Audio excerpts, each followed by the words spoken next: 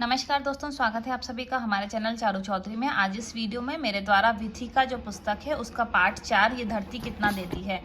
तो ये पार्ट है हमारा, ये धरती कितना देती है, धरती पुत्र किसान। इसके प्रश्न उत्तर मेरे द्वारा करवाए जाएंगे। किताब है विथिका और ये आप देखेंगे। ये पाठ जो है ये मेरे द्वारा ऑलरेडी इसकी वीडियो अपलोड कर दी जा चुकी है कि इस पाठ में क्या कहा है लेखक ने।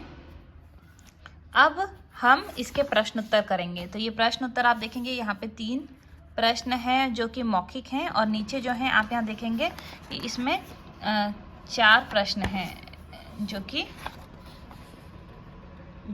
पूछे गए हैं। तो अभी हम यहाँ पे चालू करते हैं। पहला प्रश्न जो पूछा गया है किताब में वह है, यहाँ से देखिए आप। मैंने छुटपन में किस कवि की कविता की पंक्तियाँ हैं।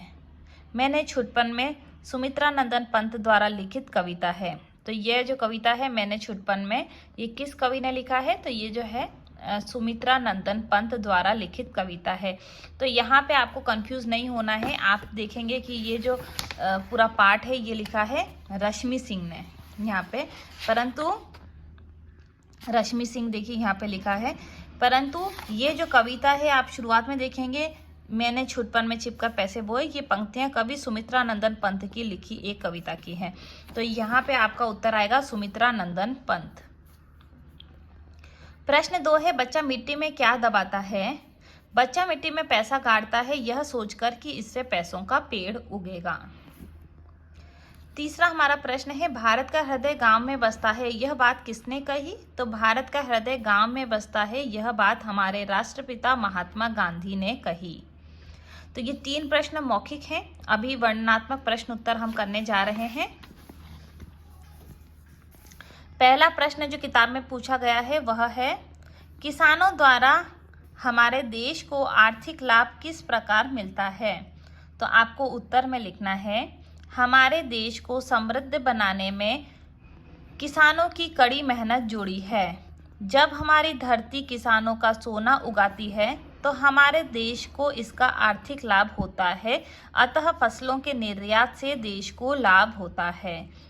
तो जब हम जो किसान हैं वह फसलें उगाते हैं तो वो क्या है, वो सोने के रूप में होते हैं। लाइक जो फसलें हैं वो बहुत ही कीमती होती हैं और उनका फसलों को निर्यात करके हमारे देश को लाभ होता है। दूसरा हमारा प्रश्न है, देश में हुए एक सर्वे के अनुसार क्या पाया गया?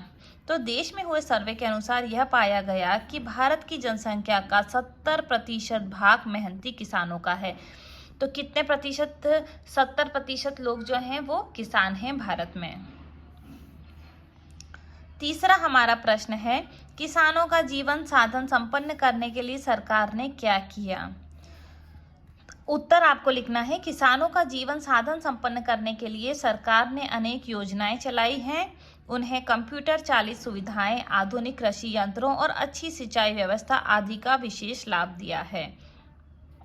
प्रश्न क्या है, किसानों का जीवन साधन संपन्न बनाने के लिए यानी उनको किस तरीके से साधन संपन्न, यानी उनको टेक्नोलॉजी किस तरीके से उनको अवगत कराया टेक्नोलॉजी से। तो आपको लिखना है कि अनेक योजनाएं चलाई हैं, कंप्यूटर चालित सुविधाएं, आधुनिक कृषि यंत्रों और अच्छी सिंचाई व्यवस्था आदि का विशेष लाभ दिया है।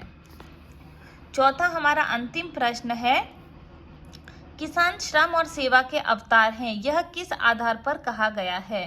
तो आपको उत्तर लिखना है, किसान को श्रम और सेवा का अवतार इसलिए कहा गया है क्योंकि इनकी कड़ी मेहनत से ही धरती उपजाऊ होती है। वह हर मौसम में एक सच्चे कर्मयोगी की तरह अपनी धरती को हरी भरी फसलों से सजाने में लगा रहता है। तो श्रम और सेवा, लाइक वो कैसा भी मौसम हो, चाहे धूप हो, चाहे गर्मी हो, चाहे सर्दी हो, चाहे बारिश हो, वो हमेशा परिश्रम करता रहता है। तो इसीलिए मैंने यहाँ पे लिखा है, किसान को श्रम और सेवा का अवतार इसलिए कहा गया है क्योंकि इनकी कड़ी मेहनत से ही धरती उपजाऊ होती है। वह हर मौसम में एक सच्चे कर्मयोगी की तरह अपनी धरती को हरी भरी फसलों से सजाने में लगा रहता है। अगर आपसे पूछा जाता है कि ये जो पूरा पाठ है ये किसने लिखा है, तो वो लिखा है रश्मि सिंह ने। तो देखिए यहाँ पे चारों जो क्वेश्चन पूछे गए हैं और 3 जो मौखिक प्रश्न पूछे गए हैं वो हमने इस पाठ में कवर कर लिए। ये 3 प्रश्न और ये 2 और आगे के 1 सेकंड। ये प्रश्न हमने कवर कर लिए हैं। अभी यहाँ पे इन्होंने ये भी पूछा है कि इनका आपको विलोम शब्द लिखने हैं। तो विलोम शब्द क्या है? आधुनिक का विलोम क्या होगा? आधुनिक का विलोम जो है वो होगा प्राचीन।